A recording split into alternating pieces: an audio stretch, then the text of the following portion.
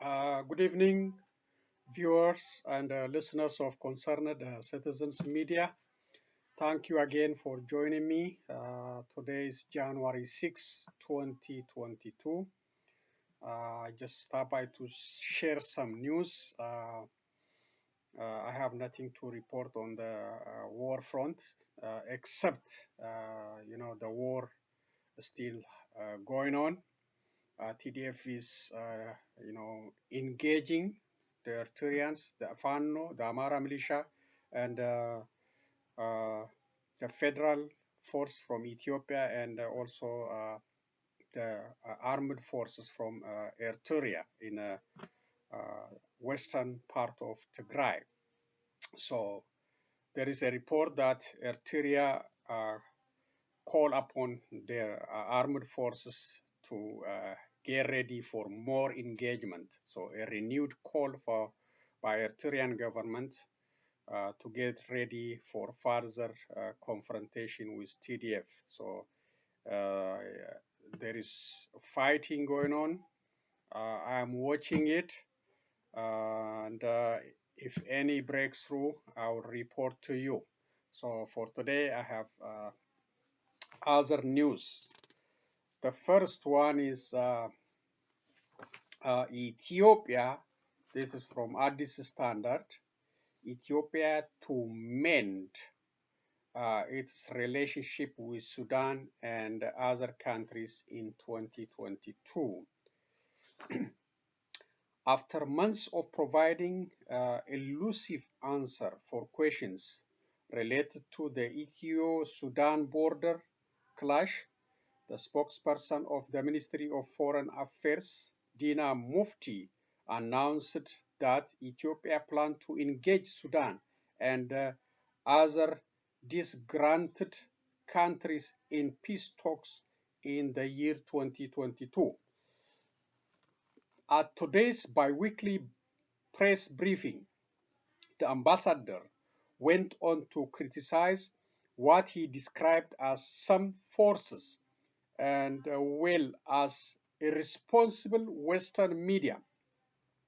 He didn't mention by name for exaggerating reports of the border dispute between Ethiopia and Sudan, portraying it as though the two countries were to enter into war. He said the Ethiopian government devised a plan to engage Sudan in peace talks over the border dispute, and the issue will be handled in accordance with peace negotiation and law. He described the year 2021 as a very challenging, saying Ethiopia endured very difficult challenges both internally and externally. The war in the northern part of Ethiopia has been portrayed wrongly by the international community to exert pressure on our country using humanitarian crisis as a pretext. He continued, the international community seems to have disregarded the efforts that the Ethiopian government has done to address humanitarian crisis in the northern part of Ethiopia in relation to the war. They were supposed to condemn the atrocities TPLF inflicted in Afar and Amara regions. The ambassador also discussed the instability in the neighboring states, Sudan and Somalia, reiterating Ethiopia's stance to refrain from intervening in the internal affairs of the two countries. The instabilities in Sudan and Somalia have direct effect over Ethiopia. Both countries are our brothers, and we strongly advise them to handle their internal affairs themselves, the spokesperson said. The spokesperson also mentioned that President Sahle-Work Zaude received letters of credential from newly appointed ambassadors of various countries across the world. The president addressed the current situation of the ongoing conflict, and the ambassadors expressed their commitment to work with Ethiopia, he said. When asked whether the Great homecoming challenge didn't involve Ethiopians that reside in the Middle East. Ambassador Dina stated that the call was for all Ethiopians across the world. The conditions of Ethiopians who reside in this part of the world are deteriorating from the time to time.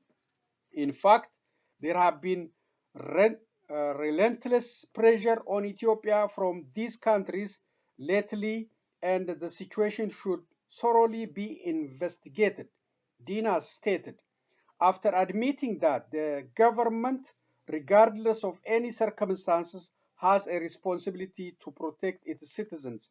The ambassador confessed that the government failed to fully engage to help our stranded citizens in Saudi Arabia and other Gulf countries due to limited resources and the security issues the country is facing. He pledged to resume repatriating Ethiopian nationals as soon as possible. The Ambassador Dina, rejected the recent Human Rights Watch report, which revealed the detention of ethnic Tigrayans who fled to Saudi Arabia during the northern conflict upon their return to Ethiopia.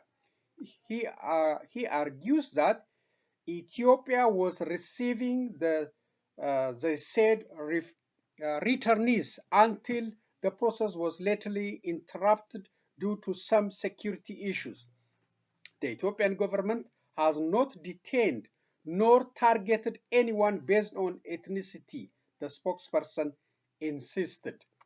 The spokesperson also noted that the U.S. Special Envoy to the Horn of Africa, Jeffrey Feltman, would arrive in Addis Ababa today, but underlined that he didn't have any idea what agenda the Special Envoy had. Feltman is coming to discuss peace talks, but we shall see what agenda he has, the spokesperson said. Before winding up the press briefing, the spokesperson called the travel warning issued by the U.S. Embassy in Addis Ababa funny. Ethiopia has won the war with TPLF and it is currently regaining its stability. It is so funny that the embassy still continues issuing travel warnings.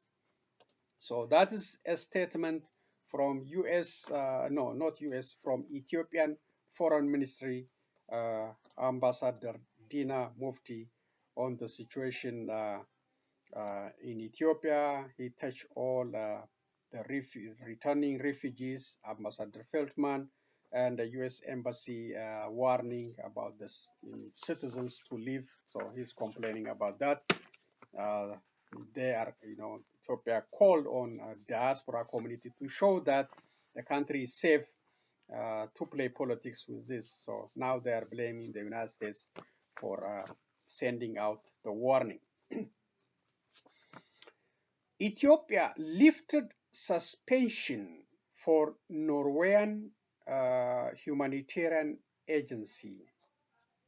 The Norwegian Refugee Council, NRC, said it has been informed by the Ethiopian authorities that the 5-month-long suspension on its humanitarian work has been lifted. On August 4 last year, Ethiopia's Agency for Civil Society announced the temporary suspension of MSF Holland, the Norwegian Refugee Council, and Al Maktoum humanitarian operations in Ethiopia. The Authority for Civil Society Organization, ACSO, ordered the suspension at the end of July, citing the advocacy of NRC of humanitarian needs and access in the country and a number of administrative issues relating to the organization work. The board of ACSO prolonged the suspension at the end of October and asked further questions. NRC provided full and prompt answer and explanation to all allegations and questions made throughout the process. The board lifted the suspension on 31 December and cleared the organization for most of the allegations made. It issued a strict warning to the organization referring to the advocacy of NRC and two administrative matters, NRC said in a statement. We are relieved that the suspension that temporarily discontinued our humanitarian work for hundreds of thousands of people in great need has been lifted, said the NRC Secretary General Jan Egeland. We look forward to resume our many years of humanitarian operations for refugees in Ethiopia and for people displaced by conflict and disasters, to restart our operations for people in great need. Our competent and committed Ethiopian and international staff urgently require the same basic operational freedoms that we enjoy everywhere else in the world. We look forward to renew our dialogue with the government and will seek the urgently needed permits, visas, and the green lights needed to ensure that we can properly resume our work and deliver aid wherever it is needed. It is heartbreaking that we were unable to reach our target of serving more than 500,000 in need across Ethiopia in 2021. Now that we have to restart, it will take time to again reach as many people as we did before the suspension. We have lost many of our staff. We urgently need permits for our international staff to return, and we need to be able to pay our suppliers. Our commitment remains unchanged toward serving the refugees and the internally displaced people in Ethiopia.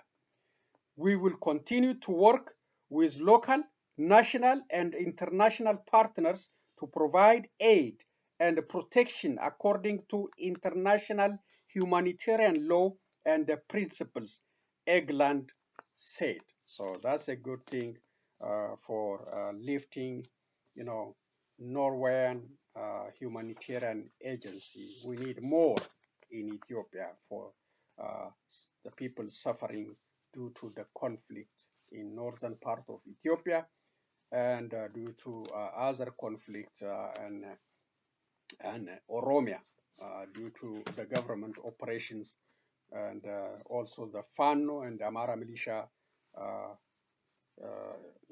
operations and the devastating attacks on Oromos in the Oromia region. So we need help. We need more humanitarian agencies.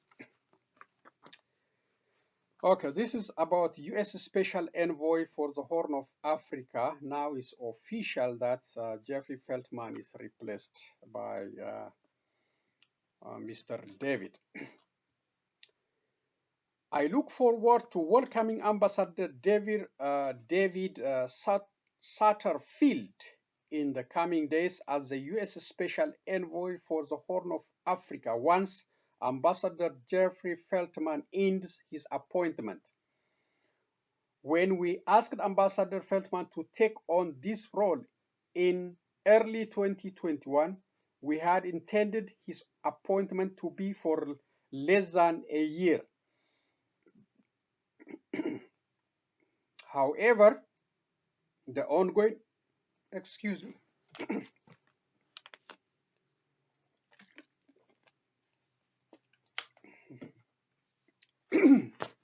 excuse me.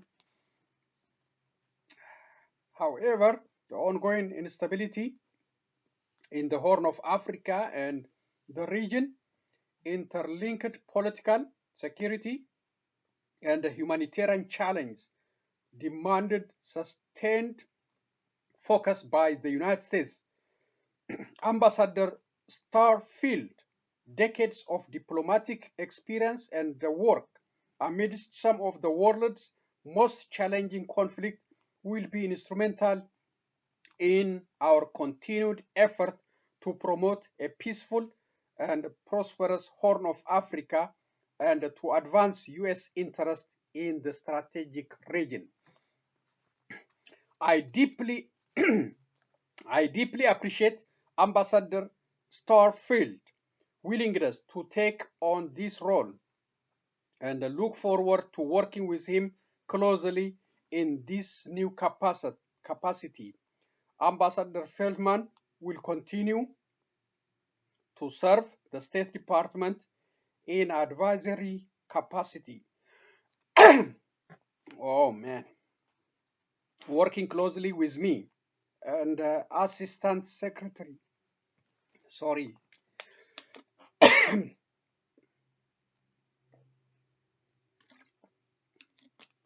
Something wrong. Okay.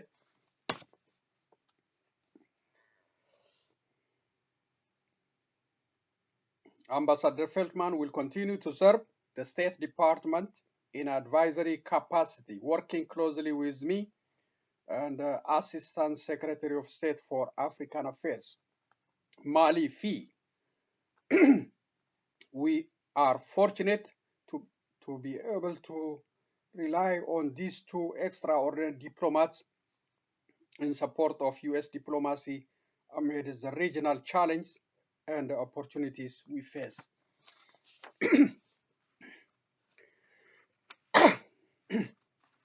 Sorry, something wrong today.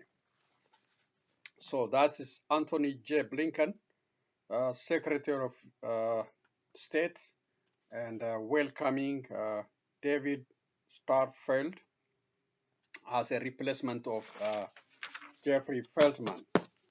And he's also a veteran diplomat. I hope he will be successful in mediating the conflict in Ethiopia. The next one is about couples, lost their life to COVID-19. These couples from Arizona, Phoenix, Arizona. So their kids share the story, and I just focus on the advice they provide to us about this COVID-19. So these are two individuals, husband and wife, lived, married and enjoy life for almost 44 years, but lost to COVID-19 within 48 hours difference around the holiday. Their name is Bob and Sue Walker. And the advice they give, here's the advice. They talk about COVID-19. The kids shared. The holidays were tough for the family. They had their parent cremated and received the ashes just days before Christmas. Jonathan said his mom's present was still under the tree last week. Stephanie said she still gets the urge to call and talk to her parent. And Charissa said she's still in shock. Stephanie is another daughter, said she hoped that people will take the virus seriously. This is advice I want to read to you. COVID-19 is real. and it does not judge, she said. Losing one parent to this virus is horrible, but losing two parents within a short amount of time is unbelievable. So they say take this virus very seriously.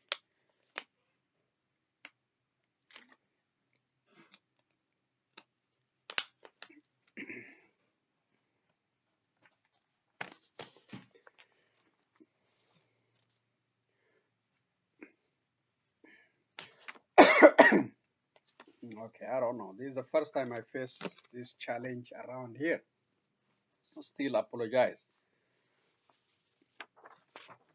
Okay, I give you some updates on the COVID-19 numbers. This number is changing every second, but roughly to give you some idea, globally, it is 299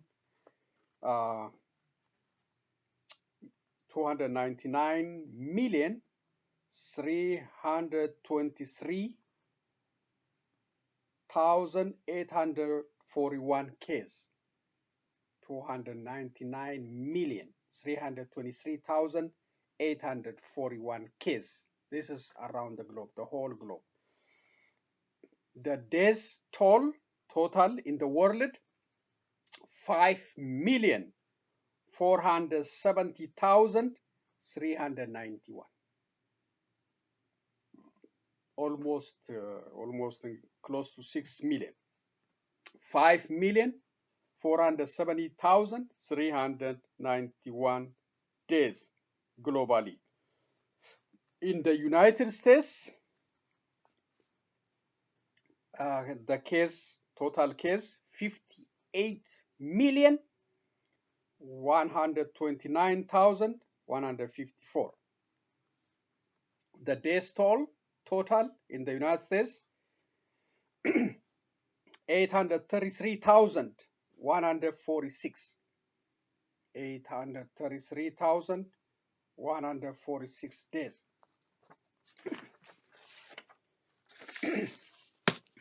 In Ethiopia, the total case in Ethiopia, 436,586. The deaths total, 6,988.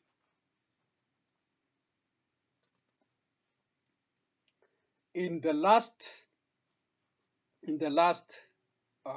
28 days in Ethiopia, the deaths is 172, and the case number is almost 64,000 just within a month. So that means the spread, the COVID-19 is spreading fastly in the last month, and even here too. So, all this credit is for Johns Hopkins University.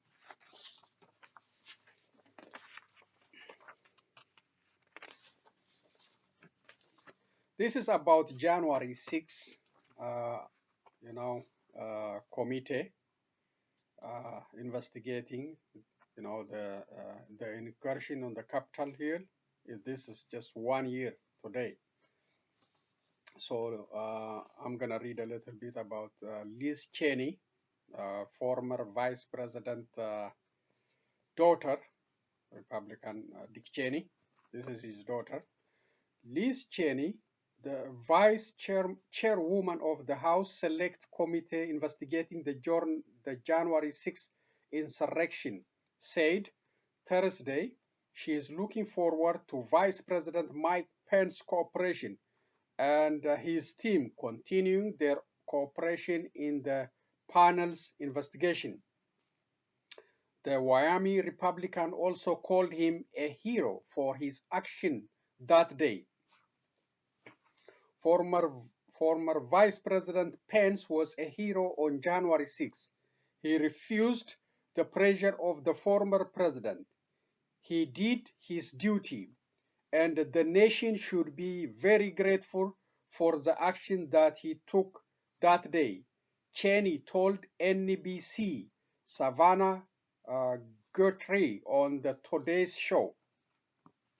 We look forward to continue the cooperation that we have had with the members of the former vice president team, and I look forward as well to his cooperation.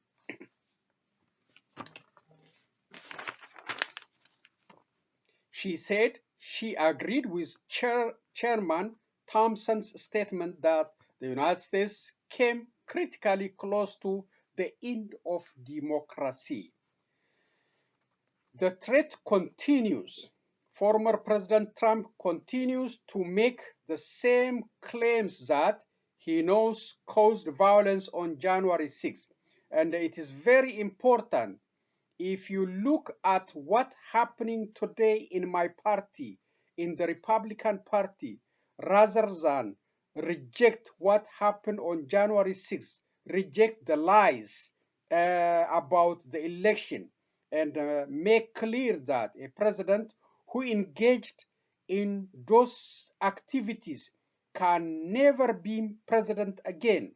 Unfortunately, too many in my own party are embracing that former president or are looking the other way or minimizing the danger, she said.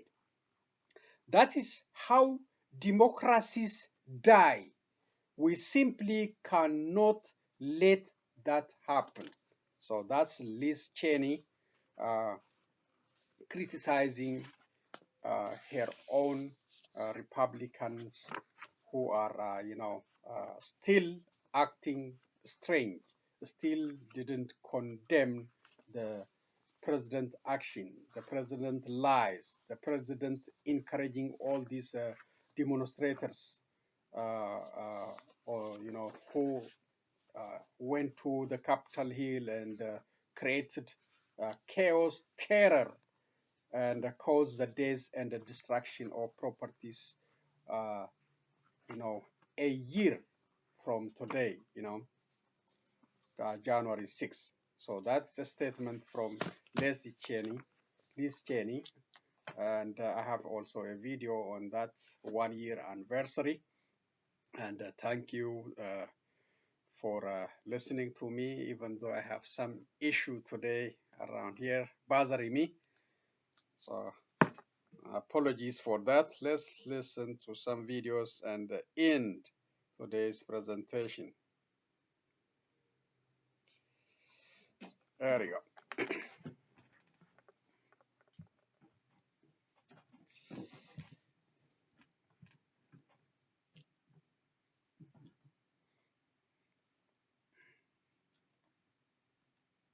There you go. Let's see.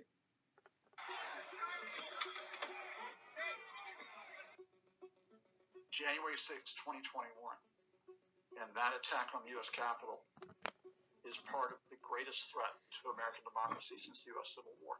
I don't say that, to exaggerate.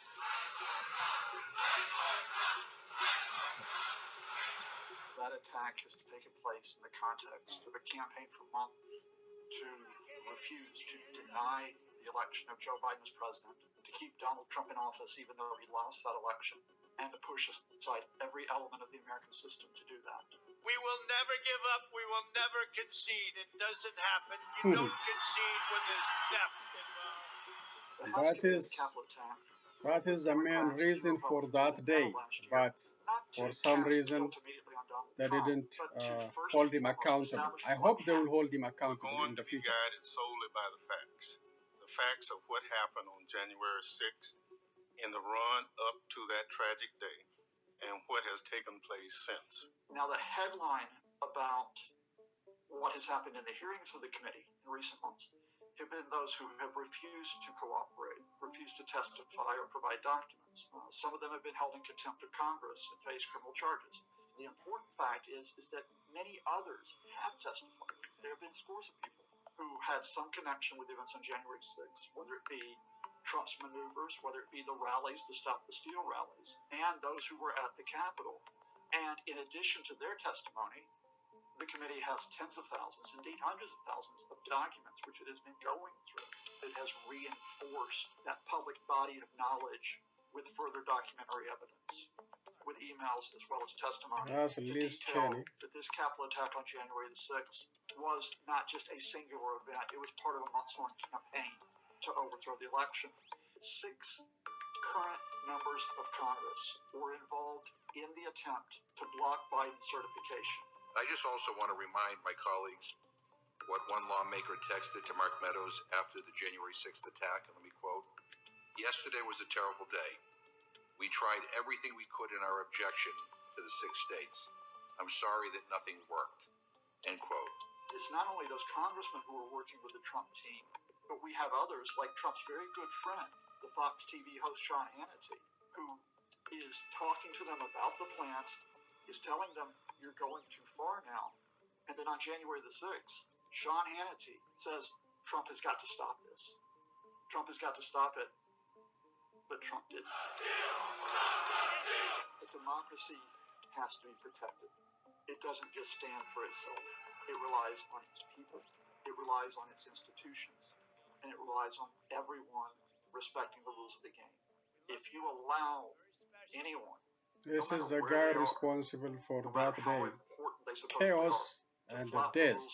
I hope he will be accounted for in the future. The investigation is going on, and we hope to see something happening. The streets of Kazakhstan on fire. A protest that began over rising gas prices has rapidly deteriorated into an uprising as thousands of civilians demonstrate against the government. The military and police responded with a violent crackdown on protesters. Analysts call this an exceptional uprising, unlike other recent demonstrations that have erupted in former Soviet countries, such as Belarus in 2020. The Kazakh people are not like the Belarusian people. They are much more Kazakhstan may and should be considered as an act of aggression.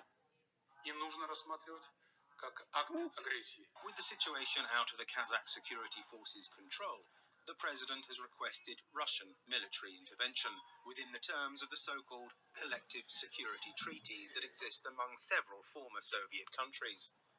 For observers, this opens a new front for the Kremlin, which already has forces deployed in Armenia, on the border of Ukraine, and in Syria.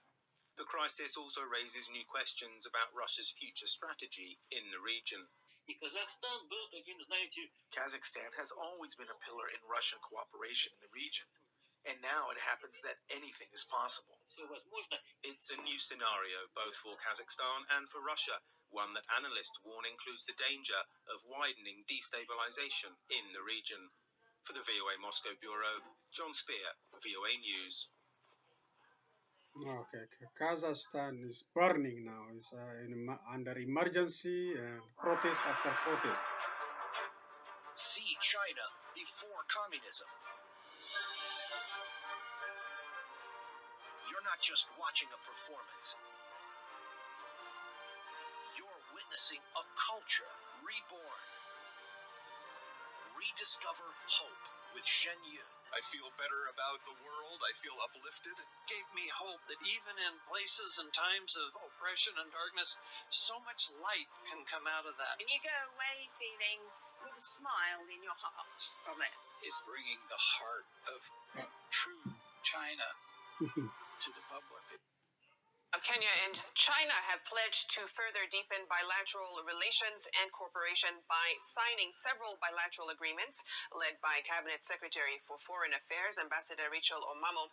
The agreements touch on economic and technical cooperation, digital innovation, peace and security, health and food security, as well as mitigating the effects of the COVID-19 pandemic. Kenya and China have signed 6 trade agreements and promised to form joint working groups to address the trade barriers between the two countries and to reduce the trade imbalance. During bilateral talks and signing of the agreements between Kenya's Foreign Affairs Minister Rachel Omamo and Minister of Foreign Affairs Wang Yi, Kenya expressed optimism that the agreements will increase its exports to China and improve the economy of its people. This was quite apparent to us today as we held discussions with the ministers who joined us in our discussions. We found that the areas of collaboration were vast, they were deep, and they were essential for the furtherance of development in Kenya and also for progress in China. Some of the agreements signed include agreements on economic and technical cooperation between Kenya and China, signed by the National Treasury Cabinet Secretary. Further agreements for export of fresh avocados from Kenya was signed, this following an agreement of export of fresh fruits signed in 2019. Further is a protocol on requirements for wild fish aquatic products to be exported to China. Further, a memorandum of understanding between China and the Ministry of Industrialization on the establishment of investments and economic cooperation working groups was also signed. Sides acknowledge the steady rise in bilateral trade and acknowledge the huge potential to increase export trade volumes and value through addressing both tariff and non-tariff trade barriers in order to address the trade deficit that is now in favor of China. China also refuted claims that it was lending money to Africa to trap it with debts. For the so-called narrative trap, the debt trap, that is simply not a fact. It is speculation being played up by some with ulterior motives. China stated that it will donate 1 billion vaccines to combat the COVID-19 pandemic. Faisal Ahmed, Citizen TV, Nairobi. Okay, so Citizen TV from Kenya, thank you. So that's Chinese foreign minister visiting Kenya, signing bilateral agreement, and he was in Eritrea. I don't know what kind of agreement he signed with Eritrean government. After Kenya, he will leave to, I think, Comoros or something like that, another African country.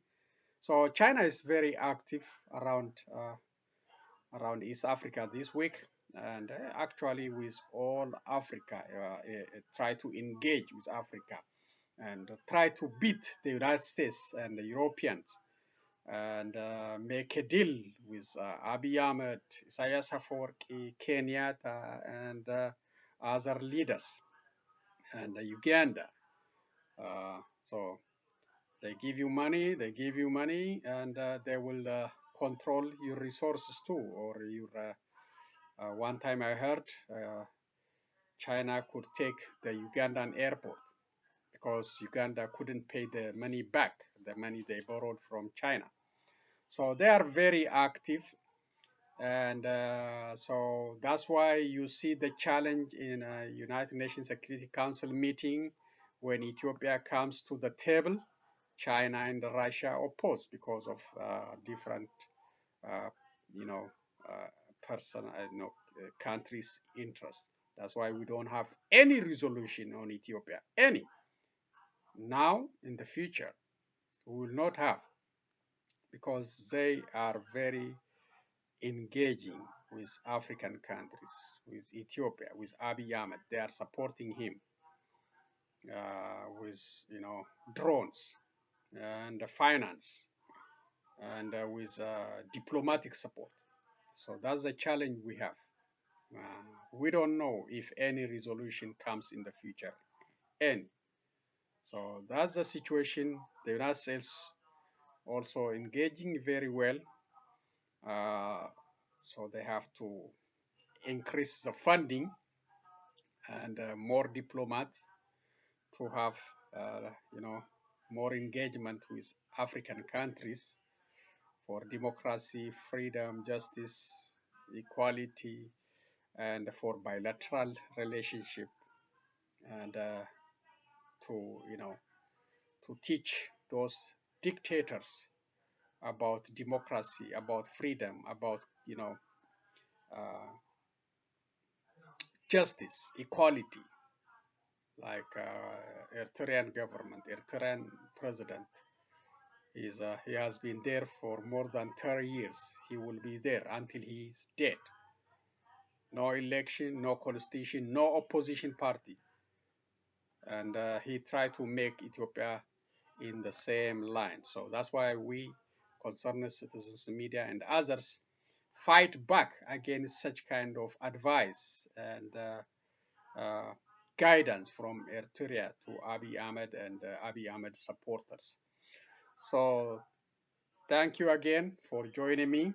Still, I apologize for the issue around my voice. I hope I made it for today. I will be back with other news and update. Thank you. Please be careful about this Omicron new variant and COVID-19. Still, we are not out of the wood. And also get your booster. And also the booster is also approved for teenagers, 12 and above. So get them the booster, get them the vaccination. Let's do our part to make our world safe for each other. So long, everyone.